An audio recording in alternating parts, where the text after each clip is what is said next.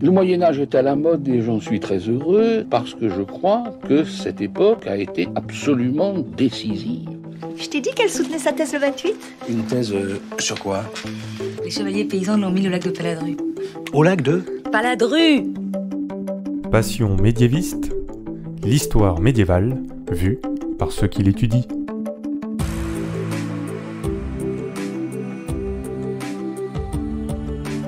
Est-ce que vous savez tout du Moyen-Âge ? Mais d'abord, qu'est-ce que le Moyen-Âge ? En général, on dit que c'est une période de 1000 ans, de 500 à 1500. Mais vous l'entendez dans ce podcast, il y a autant de définitions du Moyen-Âge que de médiévistes. Je m'appelle Fanny Cohen-Moreau et dans ce podcast, je reçois des jeunes médiévistes, des personnes qui étudient le Moyen-Âge en master ou en thèse, pour qu'ils racontent leurs recherches passionnantes et pour qu'ils vous donnent envie d'en savoir plus sur cette belle période. Épisode 33. Abderrazak et le livre de l'échelle Mahomet, c'est parti. Excuse-moi, mais il y a des gens que ça intéresse ? Bonjour Abderrazak Aloumi. Bonjour Fanny. Tu es en deuxième année de thèse à l'université de Poitiers, où tu es sous la direction de Éric Palozzo et Martin Aurel, d'ailleurs que je remercie parce que c'est lui qui m'a conseillé de te contacter et vraiment il m'a donné plein de très bons conseils. Et donc depuis octobre 2018, tu fais une thèse sur le sujet Apocalypse et eschatologie, recherche sur le livre de l'échelle Mahomet. Tu vas nous dire ce que c'est cette source qui est quand même assez intéressante. Mais d'abord, j'aurais voulu savoir, tu as quel âge, Abderrazak ? Alors, j'ai fêté mes 53 ans le 22 juillet 2019. Moi, ça m'intéresse de savoir pourquoi tu as fait une reprise d'études. Mais déjà, voilà, est-ce que tu peux nous raconter ton parcours et comment tu en es arrivé à étudier le Moyen-Âge ? J'ai eu mon bac en 1985. J'étais inscrit à la fac de lettres, donc j'ai fait des études de lettres modernes. Et dès la deuxième année de DUG, j'ai été aspiré par les études médiévales parce que j'avais un prof qui m'a séduit, qui s'appelle Pierre Gallet, qui a été l'un des premiers secrétaires généraux du Centre d'études supérieures de civilisation médiévale. C'était l'époque de Jean Frappier, de Mario Roch. Et donc, il m'a donné l'envie du Moyen-Âge. On travaillait sur Chrétien de Troyes, on travaillait sur les images, on travaillait sur toute la partie féerique. Voilà, ça m'a donné envie. Donc j'ai continué avec lui en licence. J'ai fait mes UV libres en médiéval, en langue et en littérature. J'ai fait une maîtrise de lettres modernes et l'option civilisation médiévale.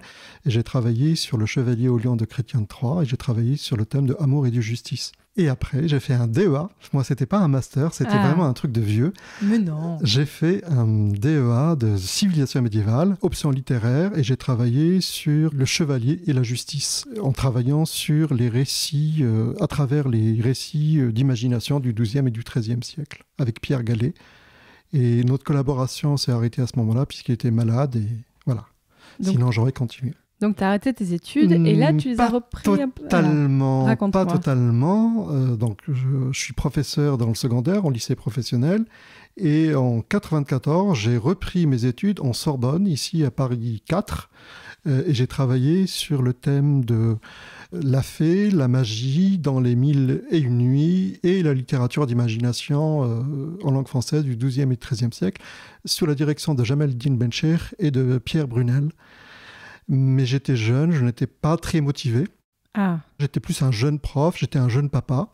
Et donc, très occupé. Très occupé, donc je n'ai pas beaucoup travaillé. Mais c'était un manque, il fallait que je finisse cette foutue thèse. Et qu'est-ce qui a fait que tu as repris tes études en 2018 ? Il y a quand même quasiment un trou de 20 ans. Qu'est-ce qui a fait que c'est à ce moment-là où tu t'es dit « je veux les reprendre » ? J'ai été happé par autre chose. C'est que je suis élu à la ville de Poitiers depuis 2008. D'accord. J'ai failli reprendre en 2013-2014, mais j'ai été happé par le deuxième mandat, les élections municipales de 2014. On était en 2018, j'ai dit c'est le moment, parce que si j'attends en 2020, peut-être il y aura la tentation de repartir sur un autre mandat, mais là, j'ai été posé mon sujet de thèse. Alors ça me taraudait, je n'ai jamais arrêté, j'ai toujours continué à m'intéresser aux études médiévales. J'étais plutôt presque un autodidacte, puisque je fréquentais... un autodidacte, mais avec une formation quand même... Avec une formation littéraire, bien entendu. Et pendant ma formation d'enseignant, je me suis spécialisé dans l'histoire des religions. Et j'ai fait un diplôme d'université avec l'université Marc Bloch, avec l'école pratique et l'université catholique de Louvain-la-Neuve en Belgique et Strasbourg sur la thématique de l'enseignement du fait religieux dans une démarche laïque à travers l'œuvre littéraire. Et donc je me suis lancé à faire des conférences, etc. Et puis je suis ami avec Éric Palazzo, qui est un historien de l'art, qui a la chaire d'histoire de l'art à Poitiers. Puis il me disait, mais Abderrazak, il faut que tu reprennes des études depuis 2013. Oui. Et puis voilà, donc je lui proposais un sujet, mais il ne devait pas me diriger lui-même. Ça s'est passé comme ça. Et puis il me dit, ton sujet, oui, il est intéressant, mais moi tout seul, ça, c'est pas dans mes cordes. On va demander à Martin. Et c'est comme ça que j'ai connu Martin Aurel.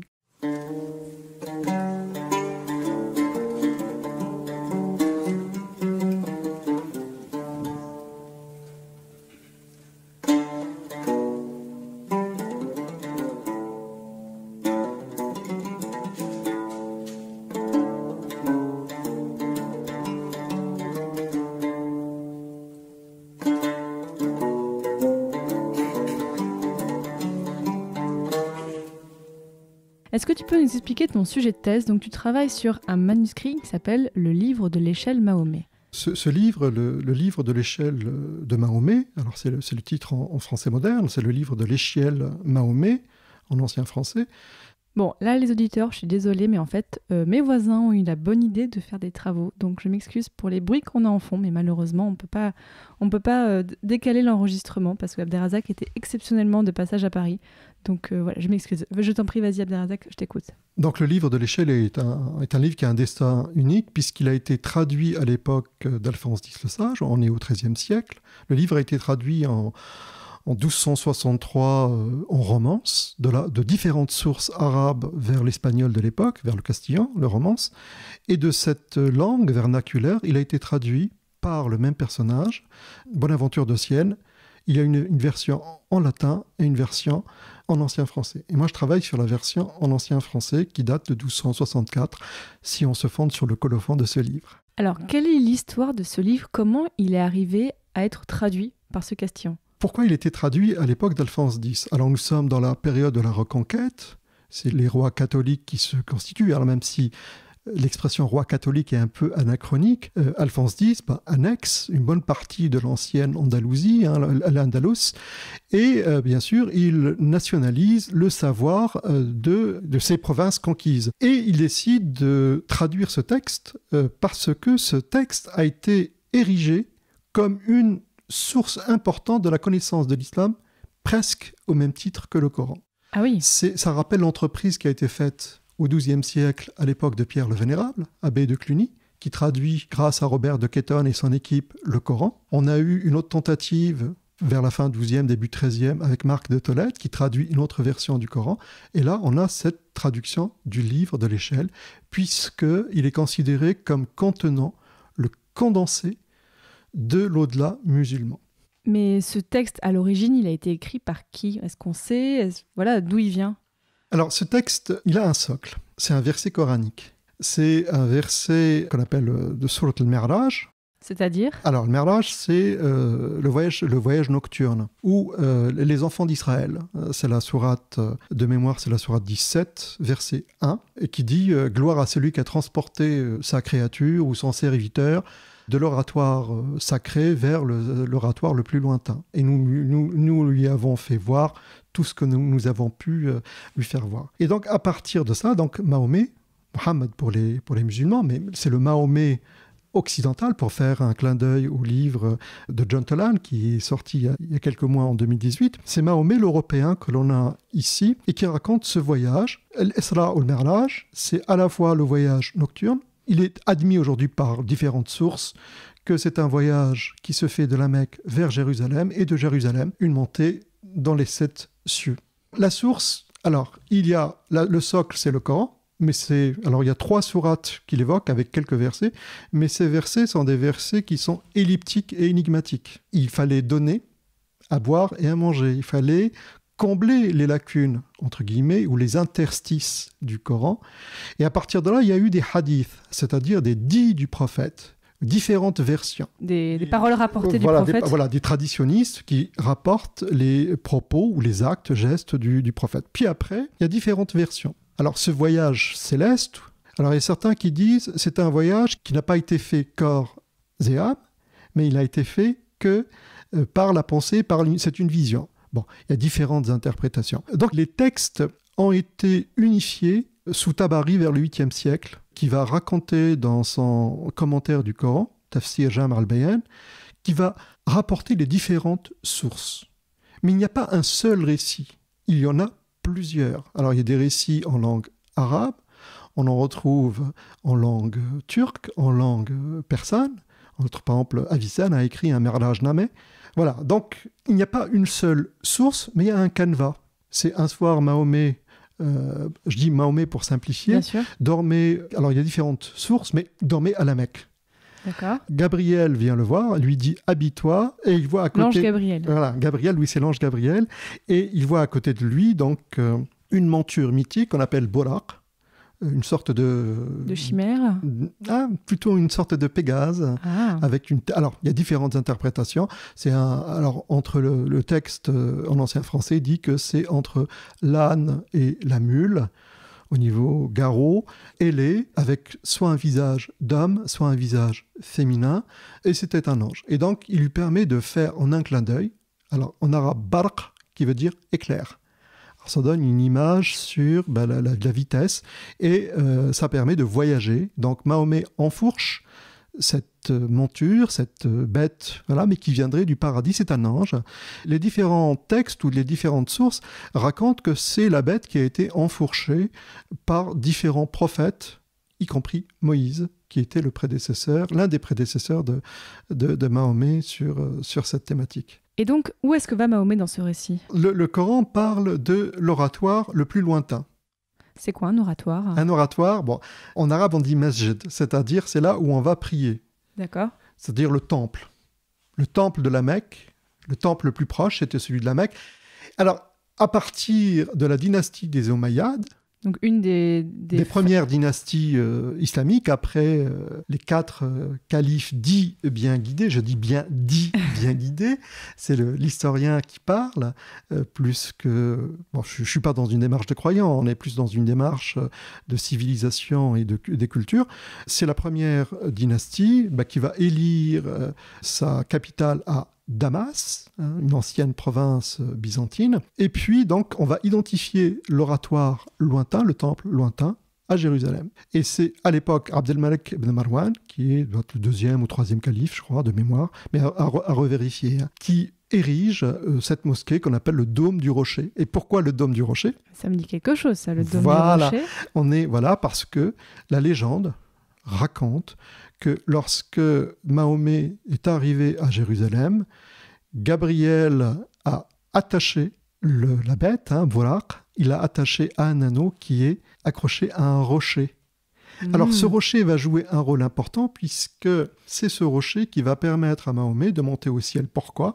Parce que, après avoir présidé une prière selon le rite musulman et derrière lui l'ensemble des messagers et des prophètes qui l'ont précédé, une échelle descend du premier ciel. Là voilà, la fameuse échelle. Voilà l'échelle du livre de Mahomet. Et dans le manuscrit en ancien français, qui est de la Bodleian à Oxford, on voit bien cette iconographie de l'échelle. Elle est représentée. Elle est représentée et on voit bien l'échelle qui descend du premier ciel. Et à partir de là, on va avoir une visite. Premier ciel, deuxième ciel, troisième ciel, quatrième, cinquième, sixième, 7e siècle. À chaque ciel est attaché un prophète ou un messager. Dans l'ordre, c'était Adam, Jean et Jésus, Idriss, Enoch. Idriss, c'est le mot en arabe, mais c'est Enoch au 4e ciel. Le 5e, c'est Aaron. Le 6e, c'est Moïse. Et le 7e, c'est Abraham. Tu m'as dit que dans l'iconographie, on représentait, mais il me semblait qu'en islam, justement, on évitait de faire des représentations... Enfin, il n'y a pas de représentation humaine dans l'islam. Tu me dis si je me trompe pas, mais... Alors, oui et non. En fait, l'interdit n'est pas si évident. En fait, c'est le même interdit, c'est le même débat qui a traversé le christianisme avec les iconoclastes et leurs adversaires qui plutôt adulaient, les iconodules, qui adulaient l'icône. On va avoir plutôt dans la partie extrême orientale du monde musulman, dans le domaine turc et dans le domaine persan, des représentations, mais formidables. On retrouve la représentation du livre de l'échelle. Pas vraiment le livre de l'échelle, mais un voyage céleste de Mahomet qui est représenté, ils en voyagent au paradis.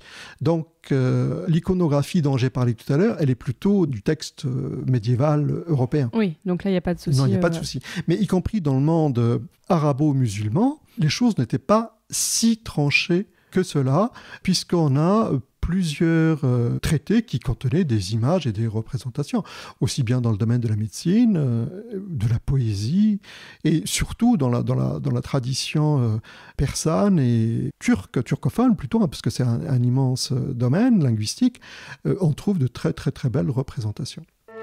Tu étudies ce document, le livre des chefs de Mahomet, sous quel angle ? Ce texte-là, il est intéressant parce qu'il a été traduit de différentes sources arabes vers un texte qui est traduit en latin et en ancien français. Et pourquoi avoir traduit en français du XIIIe siècle ? Le français du XIIIe siècle était à l'époque une langue de la culture européenne. Donc l'objectif, c'est de faire connaître et de diffuser. Mais il était aussi fait dans un moment de polémique islamo-chrétienne. À quel sujet ? Au sujet de Mahomet. Ah, Parce que le but, tout à l'heure on a parlé de Pierre le Vénérable. Pierre le Vénérable traduit le Coran pour mieux combattre. Nous sommes quasiment dans le contexte des croisades. Vers la fin des croisades, où il n'y a pas que le combat par l'épée, mais aussi le combat idéologique, philosophique et théologique. Et comment on peut combattre en traduisant ? Pour mieux connaître. Et le but, et on le voit au début du livre de l'Échelle, hein, Bonaventure de Sienne, il dit « J'ai traduit ce texte pour 2 raisons. La première, pour obéir au commandement de mon roi, et deuxièmement, et c'est là où c'est paradoxal, c'est montrer à la fois la sagesse de Mahomet, et en même temps, montrer la véracité du message chrétien pour que les chrétiens d'Espagne et les autres ne se laissent pas abuser par le discours des musulmans. » Mais alors comment on peut... c'est peut-être un peu naïf de ma part de demander ça, mais comment on peut faire confiance en sa traduction pour être sûr qu'il n'a pas mis dans sa traduction sa moralité de chrétien ? Est-ce que sa traduction n'a pas été influencée par tout ce contexte ? Si, elle a été influencée. Mais ce que je disais toujours, ce texte est paradoxal et il a un côté attachant. Parce que tout à l'heure, tu me posais la question pourquoi j'ai choisi ce texte-là. Ce texte est attachant parce que quand on enlève le prologue, lorsque on se remet dans le contexte de la polémique islamo-chrétienne, ce texte a un côté attachant puisqu'il donne une image nouvelle du personnage de Mahomet.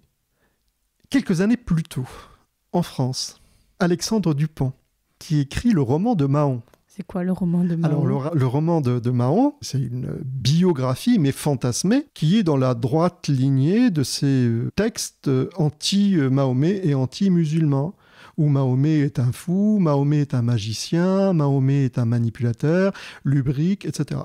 Et là, on montre de Mahomet autre chose. C'est-à-dire que quelque part, on le considère comme un prophète, on a une meilleure connaissance du texte coranique, et on reprend le canevas d'un récit musulman. C'est-à-dire à quelques détails près, même les musulmans d'aujourd'hui ne récusent pas le livre de l'Échelle Mahomet, puisque c'est lui qui donne la version la plus complète du voyage nocturne et de l'ascension céleste de Mahomet. Alors ça, c'est la vision d'ensemble. Alors quand on regarde dans le détail, bien entendu, les 2 traducteurs, c'est-à-dire celui qui a traduit de différentes sources arabes vers le castillan, qui est Abraham el-Fakin, donc qui est un espagnol mais de confession juive, israélite. Al-Fakin, c'est qui veut dire al-Faqih en arabe, qui veut dire le médecin. D'accord. Qui était auprès d'Alphonse X le Sage. Il faut savoir que les Juifs en Espagne avaient joué le rôle de médiateurs, comme ce fut le cas des chrétiens en Orient, à la cour de Haroun Rachid au 8e et chez ses successeurs, pour la traduction du syriaque, du grec vers l'arabe. Là, on a eu la chose inverse, c'est-à-dire de l'arabe vers les langues européennes, et c'était les écrivains juifs. Alors comment on traduisait ? On traduisait d'abord une sorte de brouillon. Abraham, le juif, et ici le mot juif n'a aucune connotation juste pour désigner. Antisémite, c'est-à-dire on est vraiment dans le langage de l'époque. Ce juif maîtrisait les langues sémitiques, l'hébreu, l'arabe. Il avait une très très bonne connaissance des Écritures, aussi bien la Torah, mais aussi la partie chrétienne de la Bible. Bien sûr, il a rajouté des choses. Le chrétien Bonaventure de Sienne, qui est un Italien qui est attaché à la cour d'Alphonse X le Sage, lui aussi, il a rajouté des choses. Alors, par exemple, il y a un très beau passage, c'est au moment où Mahomet, le prophète de l'islam, dépasse le lotus de l'infini. En arabe, Sidrat al-Muntaha. Lotus de l'infini. De l'infini, voilà. C'est un épisode qui est marqué dans toutes toutes les versions de ce voyage céleste, après avoir dépassé les 7 cieux, après avoir vu l'enfer, le paradis, les tourments de l'enfer, les délices du paradis, Mahomet, il a une entrevue avec Dieu himself. Ah ouais. Dieu lui-même. Et il va avoir la vision de Dieu. Donc c'est vraiment la vision béatifique. Donc il va dépasser un point de non-retour qu'on appelle le lotus de l'infini ou de l'absolu. Et donc c'est cet arbre où ne peuvent accéder aucune créature, ni ange, ni djinn, ni humain. Le seul qui a eu ce privilège, c'est Mohammed. Et donc il va voir le trône de Dieu. Et donc dans cette vision du trône, ce texte, la traduction de Bonaventure de Sienne, est très inspiré de l'Apocalypse de Jean et de Ézéchiel. Donc, c'est-à-dire qu'on va retrouver les personnages que l'on retrouve dans le texte biblique. Et bien entendu, il y a un clin d'œil aux Écritures. Dans la vision du paradis, à un moment donné, on a l'impression d'être dans une cour courtoise, puisqu'il dit les bienheureux sont sous un arbre, et sous cet arbre, il y a un ange qui leur conte des fables et des contes ou des romans. Et donc, quelque part, ça m'a fait penser au texte de Yvain, le Chevalier au Lion, ou dans l'épisode de Pème Aventure, pareil, on a le bourgeois, et on voit bien, dans le roman, il y a une référence au roman, où le bourgeois qui est alité, et sa femme ou sa fille qui lui lit le roman, ou l'inverse, c'est peut-être lui qui lit à sa femme. Et on voit bien cette référence. Les tissus du paradis font référence aux clercs lorsqu'ils vont officier dans les églises. Bon, il y a plein de petits clins d'œil comme ça. Et puis, autre chose, ce sont les traductions du Coran qui ne sont pas toujours précises et claires. Il y a un travail d'adaptation et de réécriture. Malgré tout, il y a une visée polémique malgré tout. Est-ce que le texte arabe, on l'a encore aujourd'hui ou on n'a plus que ces traductions ? Alors, il n'y a pas un texte arabe, il y a plusieurs versions. La version la plus proche de ce texte arabe, c'est ce qu'on appelle le pseudo-Ibn Abbas. Pourquoi on parle de pseudo-Ibn Abbas ? Parce que Ibn Abbas, donc c'est le fils de Abbas, donc Abbas était l'oncle du prophète. D'accord.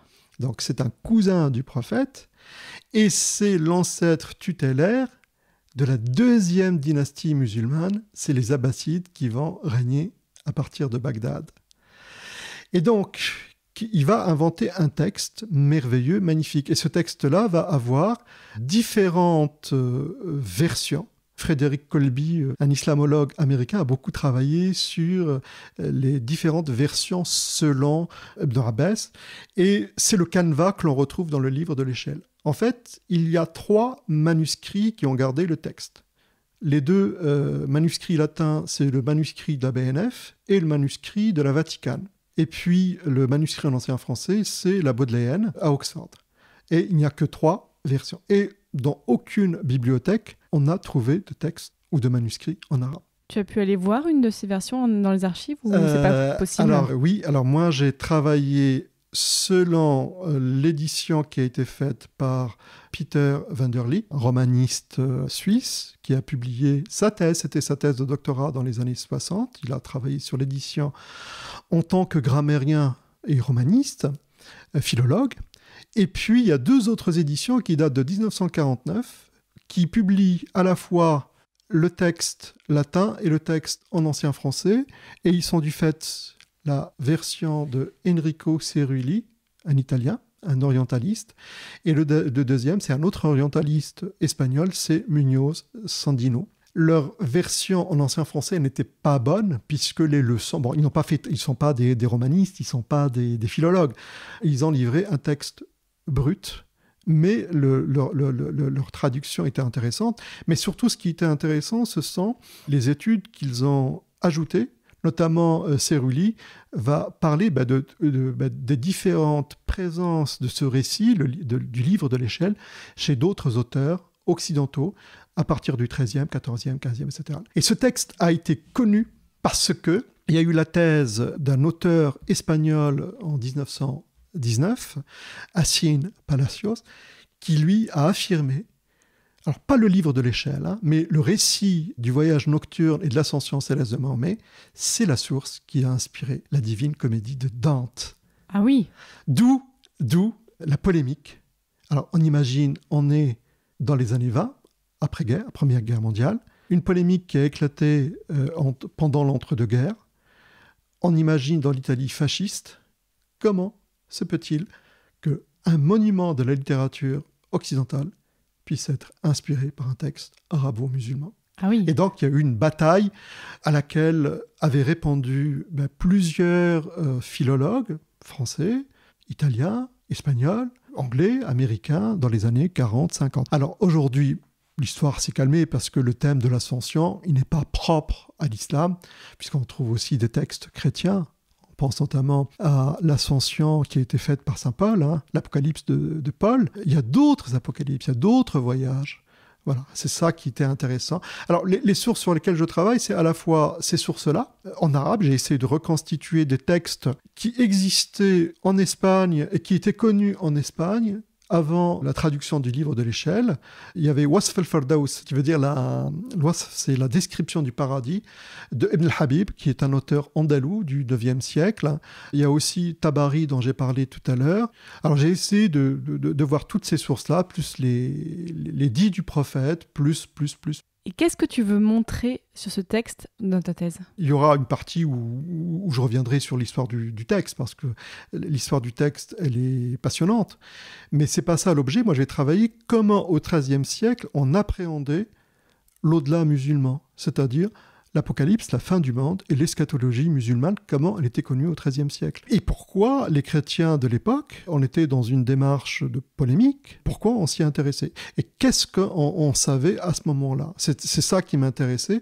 Et quelle image du paradis, quelle image de l'enfer, quelle image du jugement dernier ? Et ils vont montrer, en fin de compte, que le texte du voyage de Mahomet, ou son ascension céleste, elle est dans la droite lignée des textes juifs, des apocalypses juives, chrétiennes, que l'on trouve à la fois dans les textes canoniques ou dans les apocryphes. Depuis que tu as commencé ta thèse, qu'est-ce qui te surprend le plus ? Ce qui me surprend le plus dans mes recherches, c'est que ce sont les critiques américains qui sont le plus intéressés à cette thématique. Et que les meilleures études, elles sont américaines, elles sont en langue anglaise. Pourquoi, à ton avis ? Je ne sais pas. Peut-être que les Américains ont moins de choses à régler que les Européens avec l'islam. Parce qu'on a une méconnaissance terrible. En fin de compte, et je repense à l'excellent ouvrage, le dernier, mais pas que, de John Toland, sur l'image de Mahomet l'Européen. En fin de compte, au Moyen-Âge, il y a une vision négative. C'est le sarrasin, c'est l'infidèle. À cause des croisades et ce genre de choses. Croisades, mais pas que. Parce qu'on est aussi marqué par les guerres coloniales. Et le débat que nous avons aujourd'hui sur l'islam, sa place, etc., montre bien qu'il y a une méconnaissance totale. Quelque part, ce texte-là, jusqu'à maintenant, il n'y a aucune étude, j'allais dire universitaire, précise. Il y a eu quelques articles par-ci, par-là, mais j'ai farfouillé dans le fichier des thèses. Il n'y a aucune thèse qui a été faite sur ce sujet-là. Comment se passe ta thèse ? Parce que, donc, tu nous l'as dit, tu travailles à côté, tu es très occupé. Comment tu arrives à gérer une thèse en parallèle de tout ça ? Alors, comment je gère ? Comme je peux. Comme je peux, c'est-à-dire que j'y ai moins de pression que si j'avais été jeune, que 25 ans plus tôt. C'est-à-dire que je suis installé professionnellement, que je n'ai pas besoin de ça pour vivre. Je fais ça vraiment pas en dilettante, parce que l'année dernière, par exemple, j'ai fait quelques communications dans le cadre d'un colloque qui était organisé par Martin Aurel. Oui, tu fais pas ça dans ton coin, tu es vraiment inscrit dans les communautés. Et Martin Aurel m'a proposé de faire une communication sur les transferts culturels. Je me suis inscrit en octobre, et puis fin octobre, il me dit, tiens, il va y avoir un colloque avec l'université de Stanford, la partie médiévale de Stanford. Il va y avoir des grands pontes. Il y a quelques places pour les doctorants et je crois que c'est dans tes cordes. Et il me dit il faut que ta réponse elle est là. Je commençais juste à travailler. Ça m'a obligé, mais ça m'a ouvert les choses, les yeux. C'est vrai que ça m'a permis de travailler sur la partie polémique, mais pas que. Comment je fais ? J'ai toute ma bibliothèque, elle est sur mon iPad. Quand j'ai une heure creuse en cours, je travaille dessus. Quand je suis dans mon bureau à la mairie, quand je suis dans les transports, je bouquine. Et c'est vrai que je me suis inscrit en tant que salarié, donc j'ai 6 ans pour faire ma thèse. 6 ans ? Ah oui, donc là, tu es assez tranquille. Voilà. Là, en ce moment, tu travailles sur quoi, par exemple ? Alors là, je vais attaquer, j'espère me mettre à rédiger ma première partie. Et ma première partie qui portera sur l'histoire d'un livre, qui portera sur les différentes traductions, sur les différents récits du Mi'raj, tous les textes, parce qu'il y a différentes versions, avant le XIIIe siècle. Travailler aussi sur des textes apocryphes, notamment Enoch l'Éthiopien, puis l'Apocalypse de Paul. Et puis, une autre source que j'ai oublié de citer, qui est magnifique, ce sont les Mille et une nuits. Les Mille et une nuits, parce qu'il y a certains récits des Mille et une nuits qui sont aussi des récits apocalyptiques. Et il y a un très beau conte qui s'appelle La Reine des Serpents. Cet ensemble de nuits a été traduit par Jamel Din Benchir et André Miquel. Et en fait, c'est un récit cadre, comme les Mille et une nuits. Et on va retrouver 3 récits. Le récit de La Reine des Serpents. Le deuxième récit, c'est un conte d'amour. Et le troisième, c'est un récit apocalyptique, c'est Bolaïria, qui est un Israélite qui est présent 1000 ans ou 1500 ans avant Mahomet et qui essaye de trouver une source pour être immortel, pour rencontrer Mahomet, mais il est venu trop tôt. Et donc, on va retrouver cette image du paradis, de l'enfer. Pour finir ce podcast, Abderrazak, moi j'ai une petite question un petit peu rituelle. Je veux te demander quel conseil tu aurais à donner à quelqu'un qui voudrait s'intéresser au récit dérivé du Coran ou annexe du Coran et qui date du Moyen-Âge. Bien entendu, le conseil, c'est se documenter sur la tradition musulmane, déjà. Il y a un peu d'islamologie à faire. C'est se confronter à des sources théologiques. Ça, c'est quelque chose d'important. Et deuxième source, ce sont les sources dites profanes, c'est-à-dire la littérature, les contes, les légendes qui permettent de vibrer, de voyager, et puis à la fois dans le temps et dans l'espace. Non mais sans déconner, sire, dites-moi, tu progressais beaucoup ou pas? Je sais pas, disons que sur une échelle de 1 à 100, vous avez dû passer de 4 à 5. Sûr?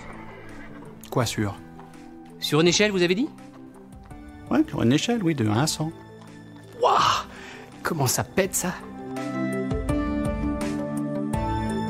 Désormais, chers auditeurs et auditrices, vous en saurez un petit peu plus sur comment était perçu Mahomet au Moyen-Âge et ce que c'est que le livre de l'échelle de Mahomet. Donc merci beaucoup Abderrazak Aloumi. Bonne chance pour la fin de ta thèse. Merci beaucoup Fanny, merci de l'invitation et au plaisir. Si cet épisode vous a plu, et je suis très content d'ailleurs qu'on ait pu faire un épisode pour parler de l'islam au Moyen-Âge, parce que je pense que cette thématique va revenir dans les prochains épisodes, parce que je pense qu'on ne connaît vraiment pas assez de choses sur le sujet et qu'il y a des choses à creuser. Donc en attendant, sur le site de passionmédiéviste.fr, vous pouvez voir tous les autres épisodes de Passion Médiéviste. On explore plein de sujets, on fait des formats différents aussi, notamment le format Super Joute Royal, où on s'amuse en toute mauvaise foi à classer les rois de France de siècle par siècle, du plus utile au plus boulet d'entre eux, donc j'espère que ça vous plaît, on rigole bien. Et ce mois-ci, j'ai plein de personnes à remercier parce que vous avez été vraiment beaucoup à donner au Tipeee en octobre, un autre gros record. Vous avez même épuisé mon stock de mugs Passion Médiéviste. Bon, il va falloir que j'en recommande, j'ai compris. Alors, je dois remercier Yann qui nous écoute depuis le Canada. J'ai 2 Aurélie à remercier, donc merci les filles. Je remercie Winnie Taniguchi qui donne pour la 2e fois au Tipeee, merci beaucoup. Pauline, une copine. Thibaut qui est doctorant à Paris 1, peut-être bientôt dans le podcast. Louis, Lucie, Thomas, un ancien invité du podcast qui voulait lui aussi son mug. 2 Fanny, Fanny C et Fanny P. Audrey, Sandra, Denis et Jennifer. Encore merci à toutes et à tous. Et dans le prochain épisode, on parlera de Chrétien de Troyes. Mais oui, vous savez, ce poète du XIIe siècle. À bientôt!